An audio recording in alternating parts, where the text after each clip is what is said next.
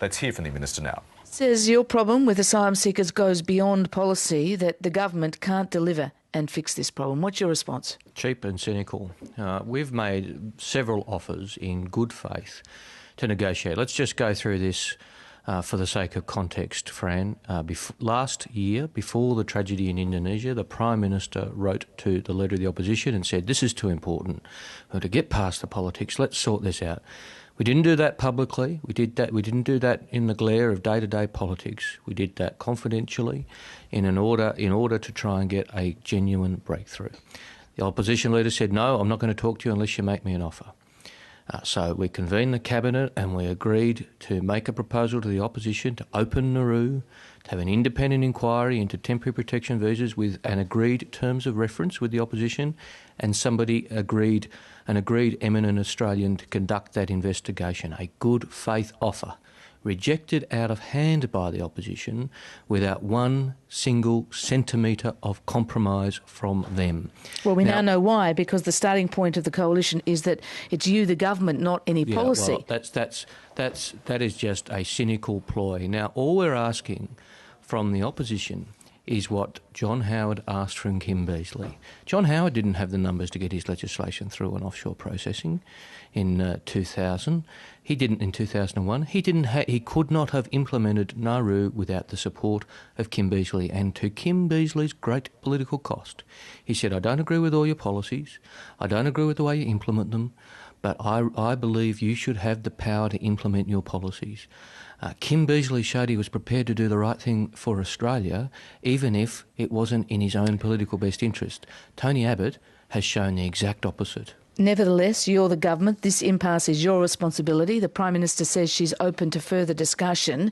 Is the government going to put anything or planning to put anything different on the table from the deal that you've just outlined there, that you tried to negotiate with Scott Morrison before Christmas, which has already been rejected? Well, the Prime Minister and I have both said very clearly we're open to further discussions with the opposition. Now, if the opposition has a proposal to put, we would be more than happy to sit down and talk it through with them. We've put a proposal, a very substantial proposal, a proposal which was not without political downside for the government, but it was what we wanted to do to get a result.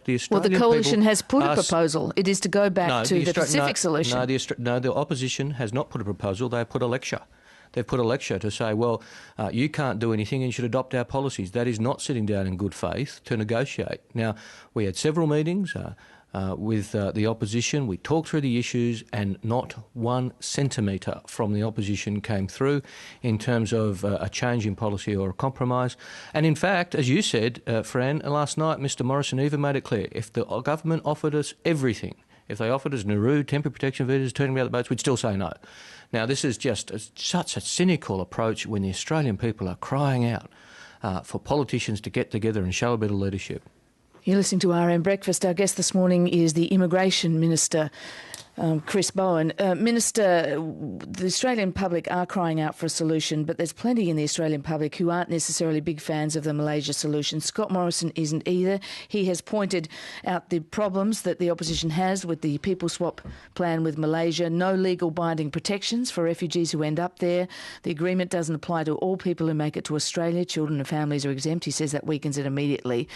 Is there any room for negotiation over the Malaysia deal? Is the government absolutely committed to Malaysia being on the table of any part of deal here? Well, Fran, let's go through that in 2 points. Firstly, I just want to deal briefly with those points. Firstly, he says there's no legally binding protections negotiated. Well, forgive me for being cynical.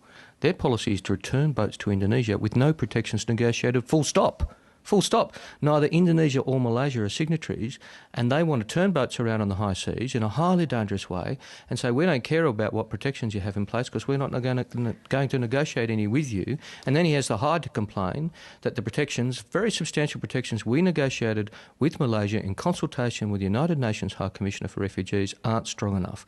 Forgive me for being cynical. Point 2, he says there are too many exemptions. Well, look, we make no apologies for having a policy which recognised that individual circumstances would vary, and particularly in relation to young vulnerable children, we would need to put special arrangements in place.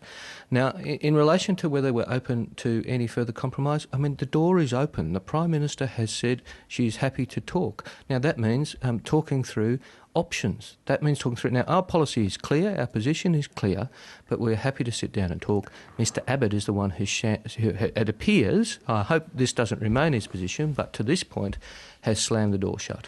Who are you prepared to talk to? Are you talking with the Greens about any compromise, or when you say you're open to talk, you're only open to talk if the Malaysia transfer agreement is part of the talking? Well, look, in relation to the Greens, Fran, I fundamentally and completely disagree with the Greens' position. I think it's naive and I think it's unworkable. They have this concept that you don't need offshore processing, you can just increase the refugee intake and that'll fix everything. I think that's naive.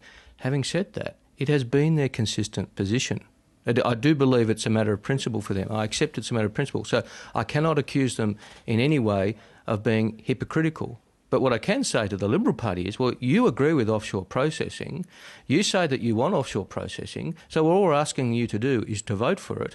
All we're asking you to do is to do what Kim Beazley did at John Howard's request.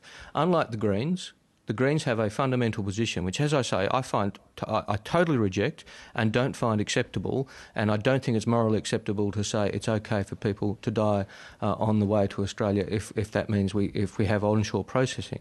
But I do accept it's a matter of principle for the Greens, and that they are not going to budge from that. So you don't accept it's a matter of principle for the opposition? No, you're I do not. basically saying you think the opposition wants to keep this asylum seeker issue on the front page. That's what you're saying. I do not accept it's a matter of principle for the opposition, Fran, because their clear policy is offshore processing. Their clear policy is to return people in a dangerous fashion to Indonesia, not a signatory country, with no protections negotiated.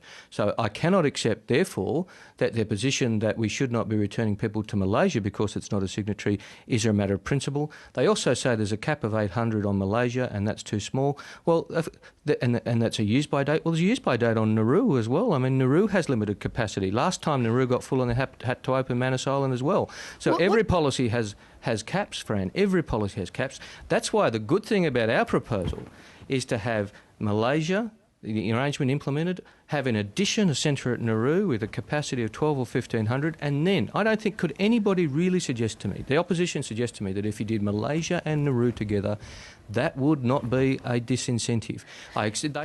The Immigration Minister Chris Bowen there ending with some very sharp words directed at the Greens.